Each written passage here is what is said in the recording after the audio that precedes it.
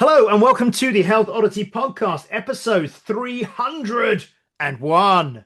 We are here today. It's myself and Mr. Peter Lant having a bit of a catch-up breather episode following a few weeks of fantastic guests. Obviously, last week, episode 300, we were rejoined by Mr. Dan John. Episode 299, we were with Dr. Kyle Hulsibus.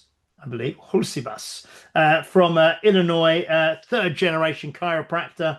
Episode 298, we had James Crozier with us talking all about integrated strength. Prior to that, we talked about why or is motivation a myth. And prior to that, we were joined again by Mr. Stevie Shanks. So, we got a few things we're going to talk about today. The first one being that I think it's the third year in a row, the Health Oddity podcast will be sponsoring Britain's Disabled Strongman, which is organised by a friend of the show, Gary Clark. Gary Clark? It's Gary Clark, isn't it? Yeah, Gary Clark. Gary Clark, yes. And we will this year, we can announce on the podcast that this year it will be on September the 12th and it will be at Bath University or University of Bath, whichever of the two it is. So it's very handy for Pete. He can actually stay in his own house. He can stay in his own bed, stay in his own house. Walk up the hill in the morning and I'm there. Walk to us and do it. But yeah, we will both be there, along with I think Alex, former guest on the show, Alex Nicole Bennett will be there. I think Stevie Shanks is going to be there as well. I think.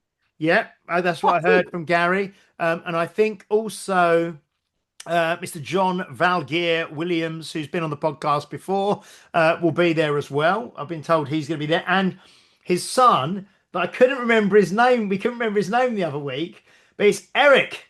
Yes. Eric the Viking. And now I remember Eric the Viking. Yeah. So John and Eric, big strong Eric will be there. So yes, that's going to be fantastic. So, I mean, really looking forward to that. Are you looking forward to that, Pete? I am. It's going to be great because, like you said, it's going to be a Friday setting up and then it'll be a full day. So it's one day this year, isn't it? Yeah. And it's I will say, I mean, whoever is listening to this, whether you're in Bath or not, there might be some people who are. It's a free day, and we're going to get. So the last couple of years, it's been at Brunel University, but nobody knows anyone in Uxbridge or at Brunel University, do they? So you know what I mean? Whereas it's going to be in Bath, and I'm going to invite everyone from the walking group. I'm in some business networks, all of that sort of stuff.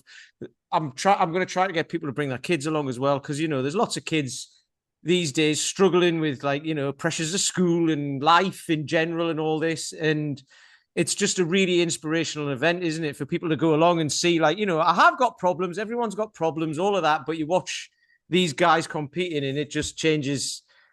It can change your view on things. And it's amazing to see. So it's just a great spectacle. So yeah, we're going to try and get as many people as possible. Yeah, it's going to be fantastic, isn't it? And the thing is, like you say, it's usually kind of 2 short days. Yeah. But this time it's going to be one long day. So we're going to be there on the Friday, kind of setting up in the afternoon / evening. It's going to be all day on the Saturday. Then we'll be packing up, and then we'll probably go out for some food and a drink in Bath on the Saturday night. So yeah, it's going to be very, very good. So I'm sure we will have Gary back on again at some sometime point, between now and then, to talk about it and to talk about what it's doing. But really, really good. Different location. Down in Bath, not a million miles away from people like Lawrence Charlet, Paddy Haynes, people like that. We might be able to see if we can get anyone else involved and coming along to it. And one of the guys who comes on our walks, he's actually one of the captains, one of the leaders, a guy called Robert. His wife is going to be the next mayor of Bath. So I'm going to try and get her to come as well. Brilliant. No, that'd be fantastic. Yeah, no, it's going to be great. Going to be a really good event. And speaking of Paddy Haynes, I know we're kind of recording this, obviously, spoiler alert, this is not being recorded live and going out live. But Mr. Peter Lamp was at the North Somerset show recently. Yep. And Mr. Paddy Haynes, the dark horse, was there, wasn't he? What was his capacity? What was he doing there? His capacity was taking up quite a lot of space. No, he was like comparing it and stuff like that. He was just like a special guest. Yeah. Because the guys who do it, I don't know them very well, but Ryan Hedges was in it. Remember him? He was one of Yes. the help. Was it one of the loading crew on I saw that he, but yeah, I saw that he was there. Yeah. Yeah, so he was there. Reese was there as well. I think he's Haymaker. Yeah. So he was there. He comes along with the disabled strongman stuff, doesn't he? So Jack, because he's Reese is Louise Weir's other half. Yeah, exactly. Yeah. I think he is anyway. The last at the time of recording, I think they were, because I mentioned that to Paddy as well. Because I told Paddy about the disabled strongman. Yes. But yeah, and then who else was there? Jack Cleve, who's the chiropractor who does he's involved in all of that stuff. So yeah, it was really cool. I've been to it before. They did the first one like 7 or 8 years ago, and I went along to that, but we haven't been back since. And I think Loz was at that one. Loz was at that one. Martin Ty did the heaviest. He did a 505 deadlift, which was the heaviest deadlift ever, seated or standing or whatever at the time. Gary was actually there, but I didn't know him. Before you knew Gary. I didn't know who he was. Yeah. I just went down with Sean. So yeah, it was just good to go back, and I said hello to a few of them, and they didn't have a clue who I was. Did you have your Health Oddity t-shirt on? I didn't know. No. No, I just said hello to people, saw a few people and stuff like that. But it was really cool. It's a great event. So it's actually an agricultural show. And the whole idea was that that's where kind of Strongman started, wasn't it? On farms and stuff like that. So that was the idea of getting it involved there. But it was just really funny because everyone's there to see cows and dogs doing agility stuff and like sheep and that. Tractors and quads and horses with horse brasses on and all that sort of stuff. It was dead funny because it was a bit like Bob Fleming on the Fast Show. I was going to say it sounds like something of like Country File or something. Yeah, but it was like Bob. Yeah. The thing about these old horse brasses is, and like the guy, there was a guy sitting. He was a bit like Steve Gardner, actually. Yeah. There was a guy, but he was sitting in this turret on his own, just chanting, like talking away, chuntering away about these horse brasses. So there's these massive, like Shire type horses, huge. Yeah, I love those Shire these grasses all over them and everything. They looked amazing. But the way he was talking, he was so into it and how the brasses fit and where they should go and how the thing and all that. And it was just like, it was one of those things you could use his voice to go to sleep to for me because I'm not interested in it, right? Yeah. I'm not saying it's good or bad or anything like that, but I was like, oh, that would be lush to just put on in the night at night and you just drift off to. Yeah. Oh dear. No. Yeah, so anyway, the Strongman event is on at that, which was great, but it was hilarious because there's lots of people watching and they're obviously like, what's going on here? How heavy is that? And because people aren't into it who are there. So we were watching it and there'd be like parents there with their kids and the kids are watching it and the parents would be like, should we go and look at something else now? And the kids are like, no, I want to stay and watch this. It was brilliant. So yeah, they had a massive crowd around them. It was great. Yeah. Oh, that's really good. No. How far is that from your house? Is that from Bath? 45-minute drive or something. Quite close. Yeah. No, that's great. No. Brilliant. No, well, I'm looking forward to coming back to Bath. That was a lovely place, obviously, and we visited last year on the walking weekend, around June last year. I think we were there with you. So yeah, going back to Bath now is going to be really, really good. But the uni's great as well. They've got great facilities up there. Like a lot of the rugby players and what have you. Some of them train up there, I think, and then they've obviously got lots of the Olympic athletes train for the skeleton. Up there as well, and there's like disabled fencing and there's all sorts. It's really well equipped. It's a great venue, so I'm well looking forward to it. Yeah, I went up there for the first time a couple of weeks ago with Gary for the meeting, and then we've got another meeting with the marketing department in a couple of weeks as well. So that'll be quite nice. Oh no, it's gonna be great. It's gonna be really, really good. No, it's gonna be fantastic. And your walking is going well, isn't it? Now that we're kind of into sort of spring, almost early summer, really, isn't it now? So that seems to be going really, really well. Yeah, we've got record numbers. We had 59 people last Saturday, one short of 60. But there was some other people who wanted to come, but I'd had to cap one of the walks, and there was people going to bring their friends, but they didn't. They probably could have done it, would have been all right, but people respect that. So yeah, we had 59 people then. We had 52 last night. So on a Wednesday evening. Wow, that's great. I know, it's great for a Wednesday. And there was a lady who was there who was on the first ever Wednesday walk, which was pretty much 2 years ago this month. Mm. It was 2 years ago this month, and there was 4 of us. Mm. And then there was like 52. And that was because Yeah. a couple of people dropped out. So yeah, if anyone's ever visiting Bath or whatever, just look us up. You know what I mean? It's walkbath.co.uk.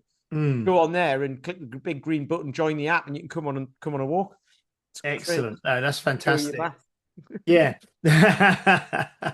Well, like a couple of weeks back, Dr. Kyle said, didn't he? He's obviously from Illinois, but he had visited. I think he said he visited Bath as a student or something like that when he was maybe a teenager.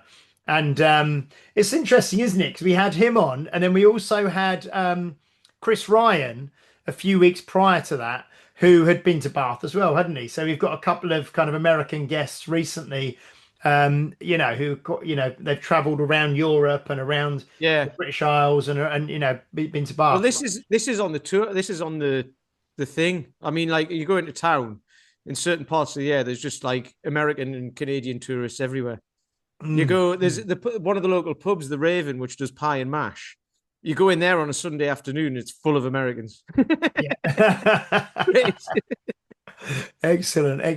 No, well, I was going to touch as well on this a post I did earlier in the week actually, which was about, again, I've done a couple of posts recently around strength training for older people, and it was really good. I had a lady who does come to the gym.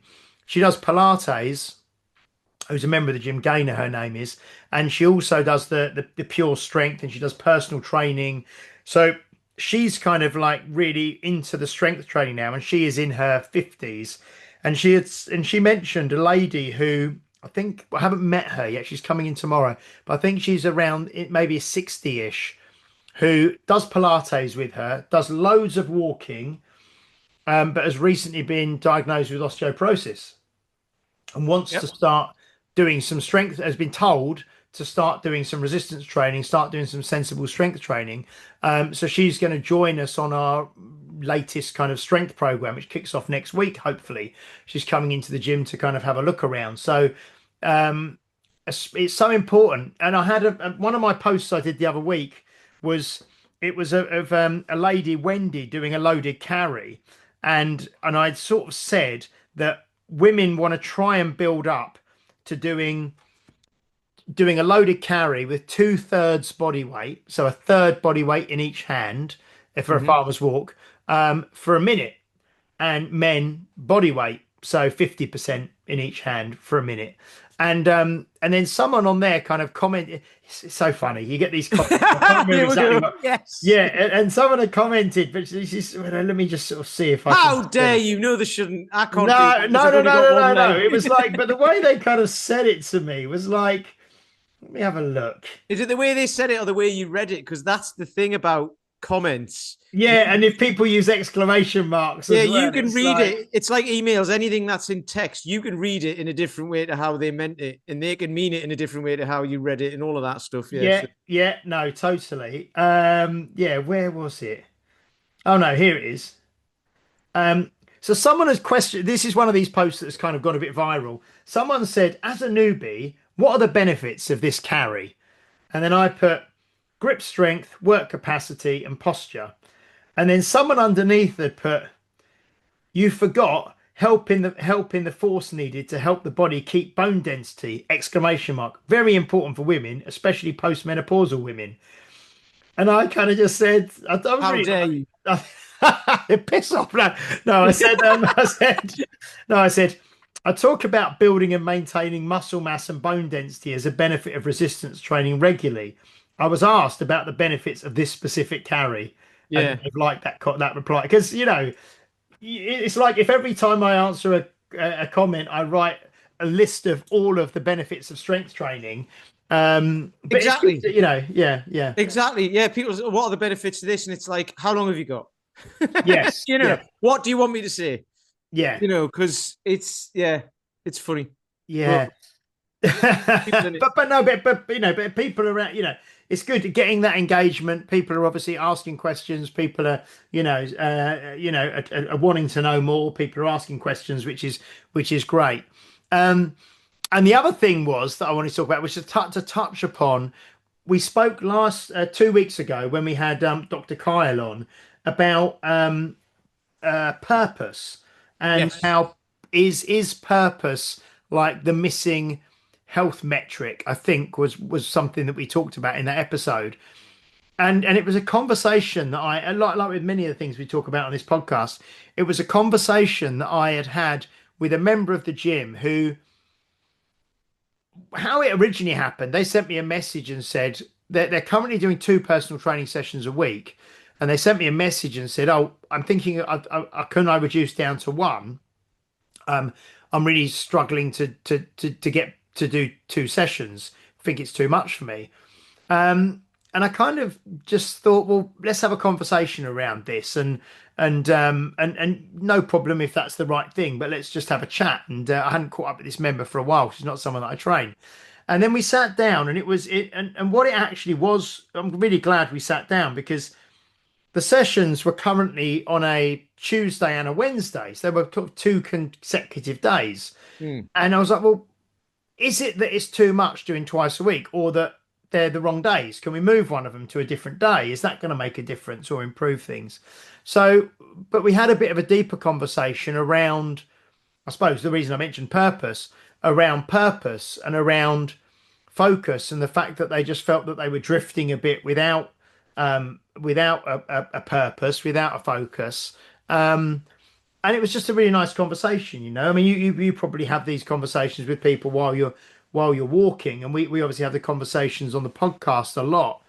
And we really kind of dug into a few things and found that actually this person wanted to do more, but they just needed more of a structure in place to kind of adhere to or to follow, because they weren't really, they were kind of just like drifting without a structure. So we sat down and we really like wrote out the 7 days of the week, what you do each day, what would you like to do each day, how can we make things better, how can we, added in a few classes. So actually we ended up adding more stuff in, but just the different days that they weren't training, and taking the pressure off some days, spreading things out across the week.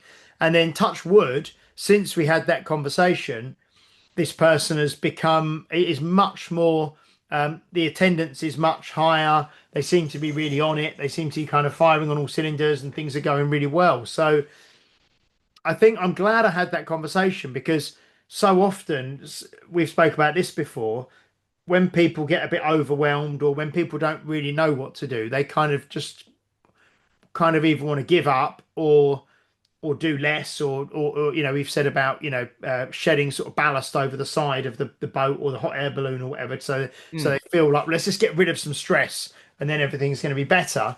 And it sometimes it's just a case of looking at the structure. Yeah. Yeah. I mean, I've got loads of thoughts on that, but I started thinking quickly about you've basically changed density, but in a way that instead of doing 2 days back to back, you move one day, so you're doing the same amount of days, same frequency, but you've changed the density because you're not doing 2 days back to back. So within 48 hours, you've done 2 sessions. You're doing it within 72 hours or whatever. So that's a weird way of looking at density, I suppose, but it kind of it makes sense. I think allowing recovery in as well. So because I think it was a Tuesday and a Wednesday, and now it's a Tuesday and a Friday. Yeah, so it's really like an extra couple of days there in between. It splits the week up nicely as well. But the other thing that I was thinking is, when you feel like you're going to start drifting, that's where purpose matters, because you know why you're doing it. And so, but that doesn't always work necessarily. You have to have a very, very, very strong purpose, because there's the whole thing. You'll remember this from back in the day. Like, keep asking why. Why do you want to lose weight? Why do you want to? You ask about 5 or 6 times, don't you? Yeah. Why do you want to lose weight? Well, so why? Why? Well, why? Why? And you just keep. It's funny, because in the podcast world, when we spoke to Dan John once about this, he said people come up with the soft reasons, right? For my kids, for this, for that, which is a perfectly good reason, but it's the reasons, it's the standard response, isn't it? It's like, do you mean that? Because if you meant it, you would have done it already. You know what I mean? So it's like you got to come up with a really, really strong purpose, not just a what, like a not why, just a strong, like real belief, and that'll rather than pushing you.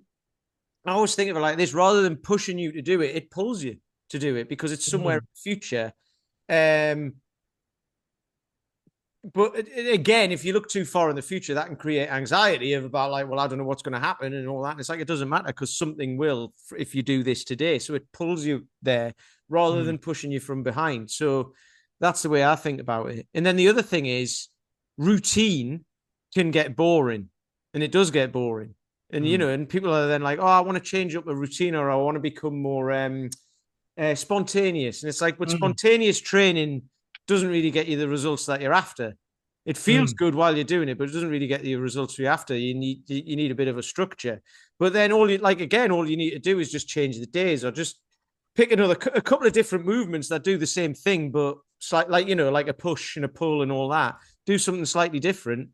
Change it up for a while and see how it feels, and then you're more likely to stay. You're more likely to adhere to it. You're more likely to do it. So there's a couple of things there which are very simple tweaks, but I don't actually take much thought, and that's the thing, I think. Because when people start drifting, it's like to me it comes down to what the hell am I doing this for anyway? You know what I mean? What's the point? And it's like, well, there is a point, and that's the thing. You've just got to decide what that is. Yeah, this kind of reminds me of when we spoke a few weeks back about is motivation a myth, you know? Because we kind of talked about the importance of sort of discipline, habit, routine, environment, community, all of that sort of stuff, didn't we? And like myself, like you, I don't really need a lot of variety in what I do training wise. You know what I mean? And I know you don't. You just kind of have a program, and you can actually and it was quite, they did used to talk about this a lot in terms of, you know, muscle confusion, or, you know, the body gets used to something, so then you have to keep changing it up to keep the body guessing, and then you're going to keep making progress, you know. And that was really... And then if you do the same thing over and over again too many times, you get overuse injuries and all that sort of stuff as well. Yes, yeah. I don't know if that's true or not. I don't know. I don't seem to experience that. No, I mean, so this used to be quite an accepted philosophy or principle, like 20 years ago, 30 years ago, maybe. But from my experience, and from your experience, and from working with Paul and things, I think if you stick with the same, and Dan talks about it, doesn't he? Where he talks about like variation or variety, being like mild, wild, or none. You know, so when you come to change, a wild variation might be going from training with barbells to kettlebells, or going from powerlifting to Olympic lifting, or going from calisthenics to endurance training, or something like that. Mild might just be going from a flat bench press to an incline bench press, or to a standing overhead barbell press. You know, and no variation is obviously just sticking with the same. And he actually says, you know, sticking to the same program, you know, for months on end, if you can do it, is going to give you the best results. Really, you know. Yeah. The only way you're changing things is just to stimulate the mind, and if you're that kind of person, you know. So it's funny because that's where the brain takes over, doesn't it? And you're like, this needs changing up because it doesn't feel like it's working anymore. And just changing it up isn't gonna necessarily work either. It's because you've got stronger, fitter, or whatever. So actually, the gains become more marginal, or less, more marginal. Is that right? Anyway, less. Gains, to get from here to here feels like it takes a lot more, because in the beginning you're going to get beginner's gains. So if you decide, I don't know, if you're lifting weights in any particular way, getting stronger, and then you go, I'm going to start running, you're going to get better at running very quickly. And then you're going to go, well, I should do more running then. And it's like, well, you could do, and there's nothing wrong with that. But if it's taken away from doing the weights and you want to get stronger, it's that you're going to lose some strength. It's just going to happen. So, yeah, it's having the purpose. Why are you doing it? Do you want to be able to run faster, further? Do you want to be able to get stronger? Do you want, like, whatever you want to do? You do it. You do the things that get you there, right? And I think also we spoke about this before, that people want change when things start getting hard. It's almost like you want to change because things are getting hard. So you may make the excuse of, oh, I'm bored, or but really it's starting to get hard. So you want to try something different that's going to be easy. And then, like you say, you'll get those gains again from doing something different. You'll get that fresh stimulus and you'll feel like you're improving again from doing something new. Because I went out yesterday and did some running. I think yesterday I've got the Nuclear Fit this Sunday, and that's 6 1K runs with like strength kind of exercises in between. And I went out. Not high rocks. It's outdoors. It's in fields. It's kind of more like you said about farm stuff. It's more like you're carrying like 2 milk churns either side of you, and and carrying this big kind of urn or something in front of you for a front carry, and sandbags over yokes and stuff like that, or over bars and things like that. And all the running is around like fields and woodland and stuff. So it's all kind of outdoors, which is quite nice. Yeah, so that's quite nice. So yesterday I went out and I did six times 7 minute kind of runs. So I did 7 minutes, then I just had a rest afterwards, and I was doing a bit of work on my phone and filming a few videos and sending some messages to people. Then I just do the next 7 minute run. So I wasn't really, like I said, I wasn't worried about the density of the session. I wasn't timing my rest. So right, I run for 7 minutes, I rest for 2, then I run for 7. It was like I run for 7 minutes, I kind of do a few jobs that I need to do, I recover, I'll run for another 7 minutes. It was very relaxed, and I did the 6 7 minute runs, which was really, really good. And it's starting to get easier. It's starting to feel good. And then I'm kind of thinking, I've only been doing that like once a week. But then I'm thinking, well, it's like I always say this. I was talking to Guillaume the other day. Like I know you don't really do them much now, but when we used to do like the Strong First certifications, and you build up to do the snatch test. And it was a thing you'd have to build it, you train, you get the snatch test, the 100 reps with the 24 kilo in 5 minutes or less. And then when you get there, it feels really good because you're there. And when you can do it comfortably and easy, it feels quite good. And then I always used to say, we always said to Gio, we should just do one snatch test every week. And then you're just and then you're just there the whole time. You just maintain that level now that we're there. And you never do it, And then when you have to do it again, you just have to build back up to it, But in my mind, I was thinking, oh, after I've done this event on Sunday, I'll just go out and run still once a week. It's really, it's quite pleasant. It's quite nice outside, and it feels good, and I feel good doing it. But I will really try and maintain that going out and running once a week, because not putting any pressure on myself, but just doing it for a bit of fun.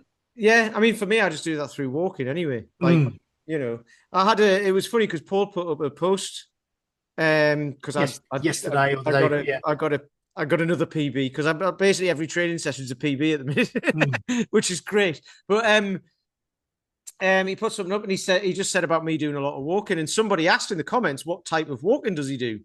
They wanted to know because they wanted to get into rucking and all that, and I was basically like, I just go for a walk. So. I said I set the target to 6 million steps a year, and that's my thing. And then it's like it doesn't matter what I do on the day as long as I try to get 6 million at the end of the year, which I have done for the last 3 years. So it's like right, that's what pulls me towards it. So I know all the hills. Like there's hills around Bath. They're all about 200 meters elevation. So I just pick one and walk up it most days. I think I average about 8 miles a day, but some days I'll do 15, some days I'll do 2. It doesn't really matter. Because did you say, I think your average daily steps is about 16,000, is it? No, it's about 18 or 19. Ah, okay. Yeah. Something like that. Anyway, it's about 8 a bit miles. It's actually about 21,000 at the minute, but that'll tail off over summer because it'll get too hot. And I'll be able to take the boy out during the day. So, and I'm not that good in the heat anyway. But I just basically said I do that. So I know that if I go out and do a hill, I've done 200 meters of elevation, which is like 600 feet or whatever. Yeah, yeah, about 3 feet, about 3 feet per meter, isn't it? Yeah, Yeah. or I'll do another one as well. So I'll do double the amount, and then on the longer walks, I might do 600 meters. So I'm basically walking up a mountain a week Mm, at least. Um, some days, and then it just averages out. So I was like, I don't overthink it because that would start to overcomplicate it.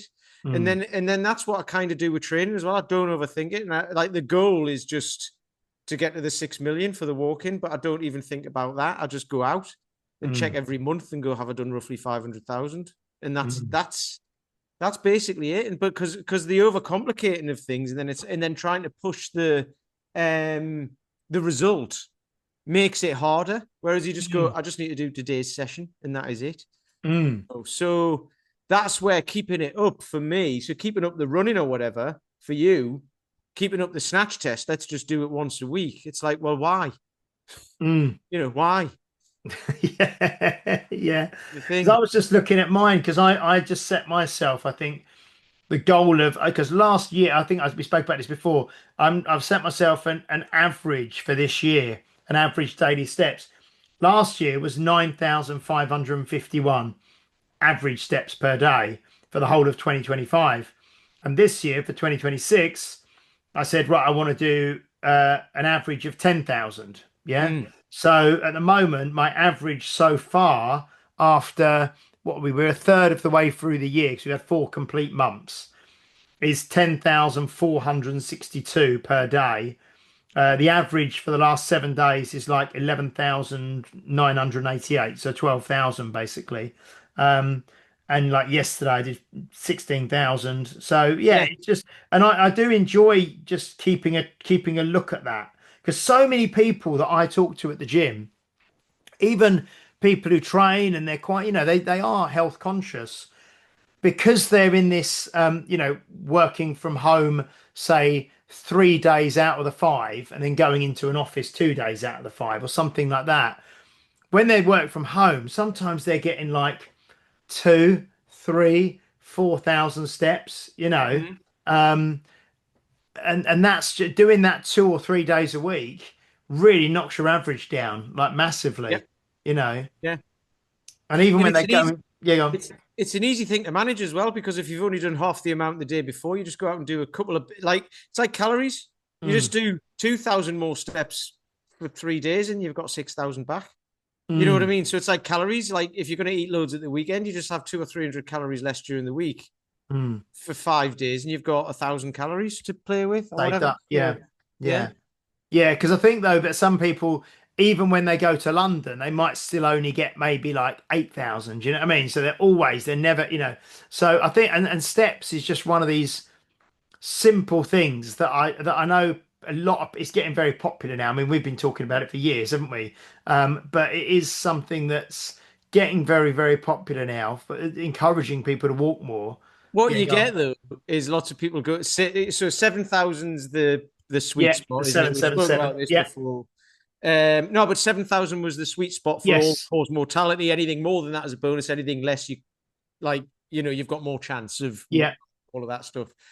But then 10,000 people go, yeah, that was a Japanese marketing thing. And it's like, well, it might have been, but it's not bad for you. It's still a good number to aim for. Yeah, It's exactly. not, there's Yeah. nothing wrong with it. It's not like you're going to die if you do 10,000. It's Mm. like, everyone's going to die anyway. So it doesn't matter, Yeah. Yeah. So it's like, it's one of It's those like things. People start to overanalyze it. It's like do as many feels comfortable for you. That's it. And then and then that's a good place to start. it's like one of the someone always whenever we talk about water, drinking water, and you might say to someone like, oh, try and have 2 to 3 liters a day, of water, and someone will always say, oh, but can't you die if you drink too much water? And like you say, So yeah, you can, is this but over it's more than yeah, that. this over analyzing of like, and usually it's like someone who's drank like they've done an ultra marathon or something and they've drank like 10 liters of water Yeah.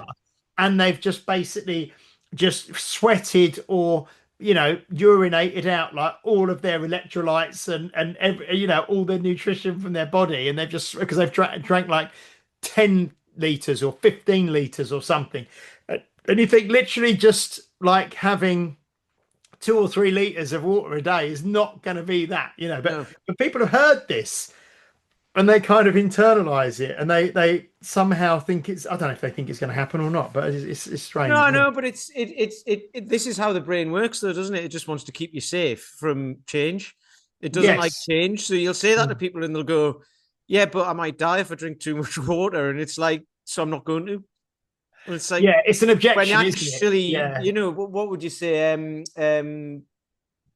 Well, actually, but actually, that's not, well, it is true, but not true just with 2 liters. Yeah. Um, Yeah. yeah, Do me. It's funny. It's funny. It is. It's amazing, like you say. But again, this is all, and it's the confusion around everything, isn't it? It's the yeah. confusion around nutrition, the But confusion if around that can fitness. happen with water, imagine how can that happen with that can happen with protein? Oh, it'll damage me kidneys. It's like, well, it Yeah. might do if you've got a kidney. We spoke about this with Dr. Nancy, didn't we? If you've got a Yeah. kidney problem, then check it out. Mm. But if you haven't, probably tell your doctor anyway or whatever. But it'll probably be fine. So it's Like everything, isn't it? It's the poison is in the dose. So yeah, it's sun, isn't it? You always think when I did the thing when I was out yesterday and said get out and get some sunlight, and then you've always got someone say, oh, but sunlight gives you skin cancer, or the sun, and it's like it's always there's always a comeback, there's always an objection, and taken to the extreme, anything is anything is bad. Like those yeah. loaded carries. Going back to that, I get people commenting on, oh, it causes compression of the spine. And you're like, well, Well, so does standing up. yeah, Getting yeah, out of bed in the morning does that, doesn't it? yeah. And I'm talking. They're looking at a lady carrying a 18-kilo kettlebell in each hand. Yeah, And I'm like, well, yeah. if you do any deadlifting, you're going to be deadlifting more than that. And it's not going to, if you're healthy, if you've got nothing wrong with you, you know. It's going to help with bone, and then you've got the other thing about, well, you need it to build bone density and all the rest of it. So it's just that there's Absolutely. always an objection, and the objection usually comes from, it's almost like an excuse as to why someone doesn't do it. The funny thing is,